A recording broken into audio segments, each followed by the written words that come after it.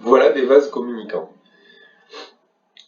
Ici, on a un vase rempli d'eau, et ici un autre vase vide d'eau.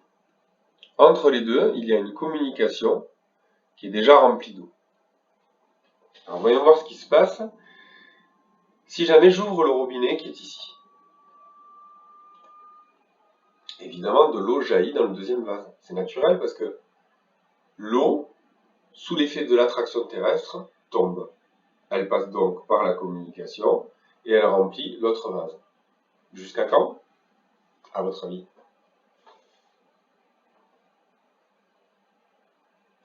Peu à peu, qu'est-ce qui se passe? Le niveau monte ici et le niveau baisse ici. Et quand est-ce que ça va s'arrêter? Est-ce que vous croyez que le deuxième vase va se remplir complètement et ce vase-là se vider? Non, c'est pas très naturel. Ça va s'arrêter quand les deux niveaux seront égaux. Ainsi, ni l'eau qui est à gauche ni l'eau qui est à droite ne sera poussée à descendre plus bas sous l'effet de l'attraction terrestre.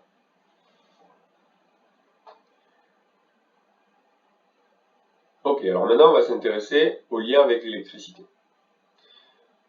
Il y a des légendes qui parlent bien d'électricité ici. Pôle plus de la pile, circuit, pôle moins de la pile. J'arrête la simulation, je reviens au début. Et on recommence.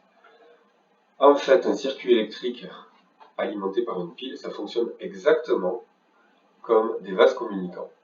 On a le pôle plus de la pile qui est rempli d'électricité, de particules électriques. Et le pôle moins de la pile qui ne contient aucune particule électrique. Et le circuit, des fils conducteurs, des LED, des moteurs, tout ce que vous voulez, qui constitue le circuit, mais c'est tous des matériaux conducteurs. Donc, ils ont tous des particules d'électricité, eux aussi.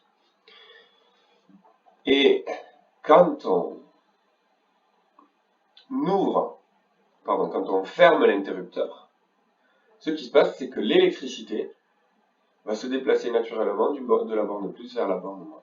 Alors, les scientifiques, ils ont dit, il doit y avoir une attraction, comme l'attraction terrestre.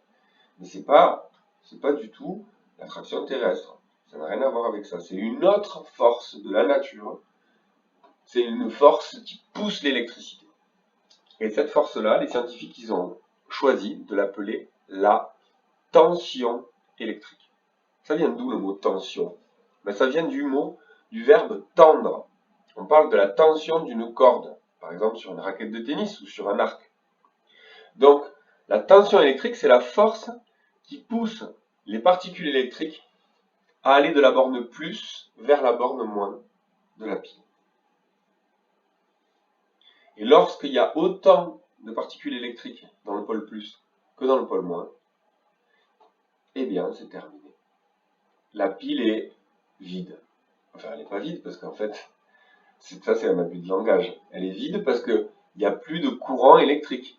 Mais par contre, il y a toujours des particules électriques. Et d'ailleurs, il y en a autant à gauche, dans le pôle plus, que dans le pôle négatif à droite.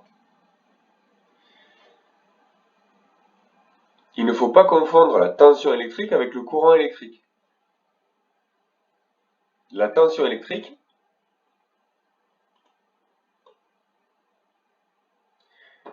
c'est la force qui pousse l'électricité.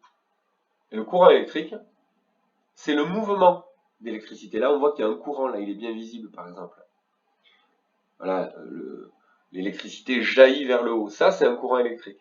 Mais pourquoi il y a un courant? Eh bien, parce qu'il y a une force naturelle qui pousse cette électricité. Et cette force naturelle, elle s'appelle la tension électrique.